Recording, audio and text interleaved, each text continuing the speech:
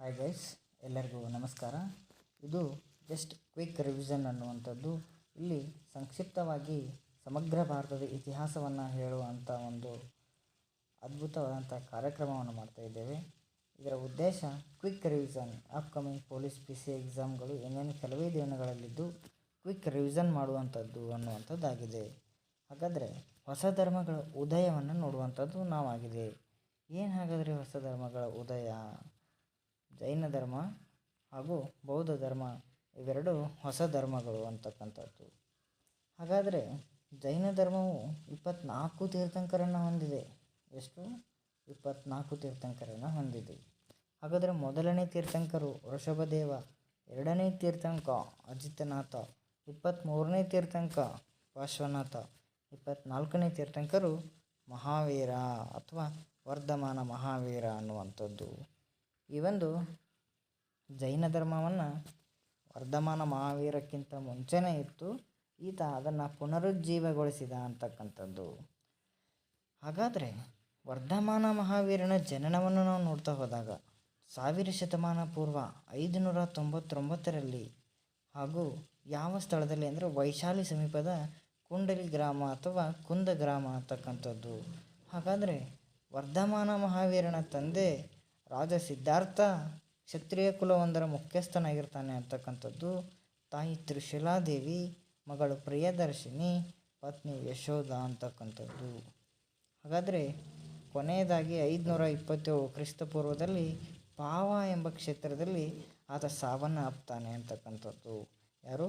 ವರ್ಧಮಾನ ಮಹಾವೀರ. ಜೈನ ಧರ್ಮದಲ್ಲಿ 5 ಬೋಧನೆಗಳಿದ್ದಾವೆ.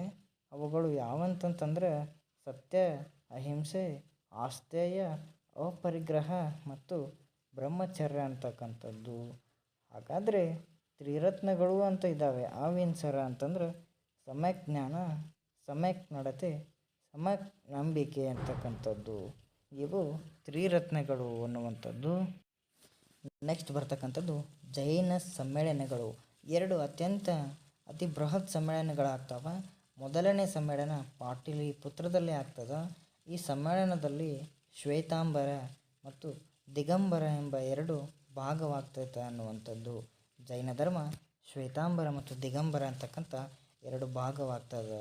ನೆಕ್ಸ್ಟ್ ಬರ್ತಕ್ಕಂಥದ್ದು 2ನೇ ಸಮ್ಮೇಳನ ವಲ್ಲಭಿ ಎಂಬಲ್ಲಿ. ಇದರಲ್ಲಿ ಜೈನ ಸಾಹಿತ್ಯ ಕ್ರೋಢೀಕರಣವನ್ನು ಮಾಡ್ತಾರೆ ಅಂತಕ್ಕಂಥದ್ದು. ಜೈನ ಸಾಹಿತ್ಯ ಅಂಥೇಳಿ ಇದೆ ಅನ್ನುವಂಥದ್ದು. ನೆಕ್ಸ್ಟ್ ಬರ್ತಕ್ಕಂಥದ್ದು ಬೌದ್ಧ ಧರ್ಮ. ಹಾಗಾದರೆ ಬೌದ್ಧ ಧರ್ಮದ ಸ್ಥಾಪಕರು ಯಾರು? ಅದು ಗೌತಮ ಬುದ್ಧ ಅನ್ನುವಂಥದ್ದು. ಗೌತಮ ಬುದ್ಧನ ಜೀವನವನ್ನು ನಾವು ನೋಡ್ತಾ ಹೋದಾಗ ವಿದ್ಯಾರ್ಥಿಗಳೇ, ಜನನ 1000 ಶತಮಾನ ಪೂರ್ವ 563ರಲ್ಲಿ ಆಯಿತು ಅನ್ನುವಂಥದ್ದು. ಇವರ ಮೊದಲ ಹೆಸರು ಸಿದ್ಧಾರ್ಥ, ತಾಯಿ ಮಾಯಾದೇವಿ, ತಂದೆ ರಾಜ ಶುದ್ಧೋಧನ. ಇವರು ಹುಟ್ಟಿರ್ತಕ್ಕಂಥ ಸ್ಥಳ ಲುಂಬಿನಿ ವನ ಅಂತಕ್ಕಂಥದ್ದು.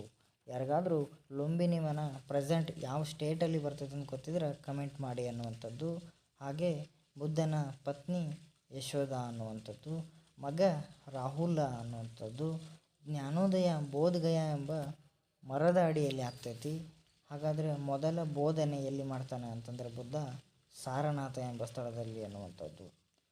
ಹಾಗಾದರೆ ಬುದ್ಧನ ಸಾವು ಕುಶಿನಗರದಲ್ಲಿ ಕ್ರಿಸ್ತಪೂರ್ವ 483ರಲ್ಲಿ ಸಂಭವಿಸ್ತದೆ. ಅದಾಗದ ನಂತರ ಹಲವಾರು ಜನ ಇದನ್ನು ಬೌದ್ಧ ಧರ್ಮವನ್ನು ಮುಂದುವರಿಸಿಕೊಂಡು ಹೋಗ್ತಾರೆ ಅನ್ನುವಂಥದ್ದು. ಆತ 4 ಸತ್ಯಗಳನ್ನು ಬೋಧಿಸಿರ್ತಾನೆ. ಯಾರು? ಗೌತಮ ಬುದ್ಧ.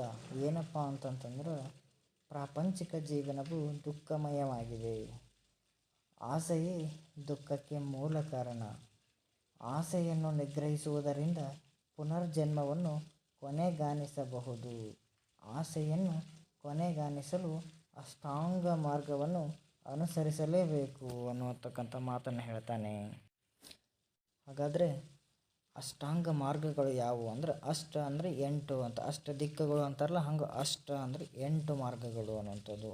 ಏನಪ್ಪ ಅವು ಅಂತಂದ್ರೆ ಒಳ್ಳೆಯ ನಂಬಿಕೆ, ಒಳ್ಳೆಯ ಮಾತು, ಒಳ್ಳೆಯ ಪ್ರಯತ್ನ, ಒಳ್ಳೆಯ ಜೀವನೋಪಾಯ, ಒಳ್ಳೆಯ ಆಲೋಚನೆ, ಒಳ್ಳೆಯ ನಡತೆ, ಒಳ್ಳೆಯ ಜ್ಞಾನ, ಒಳ್ಳೆಯ ಮನಸ್ಥಿತಿ ಅಂತಕ್ಕಂಥದ್ದು. ಇವು 4 ಸತ್ಯಗಳನ್ನು, ಅಷ್ಟಾಂಗ ಮಾರ್ಗಗಳನ್ನು ನೀವು ಪಾಲಿಸಿದ್ದೇ ಆದಲ್ಲಿ ಜೀವನದಲ್ಲಿ ನಿಮಗೆ ಮುಕ್ತಿ ಅಂತಕ್ಕಂಥದ್ದು ದೊರೆತೈತಿ ಅನ್ನುವಂಥದ್ದನ್ನು ಬೌದ್ಧ ಧರ್ಮದ ಸ್ಥಾಪಕ ಗೌತಮ್ ಬುದ್ಧರವರು ಹೇಳ್ತಾರೆ ಅನ್ನುವಂಥದ್ದು. ಇವು just exam point of view, exam ಪರ್ಪಸಿಗೆ ಕ್ವಿಕ್ ರಿವಿಷನ್ ಮಾಡ್ತಾ ಇದ್ದೇವೆ ಅನ್ನುವಂಥದ್ದು.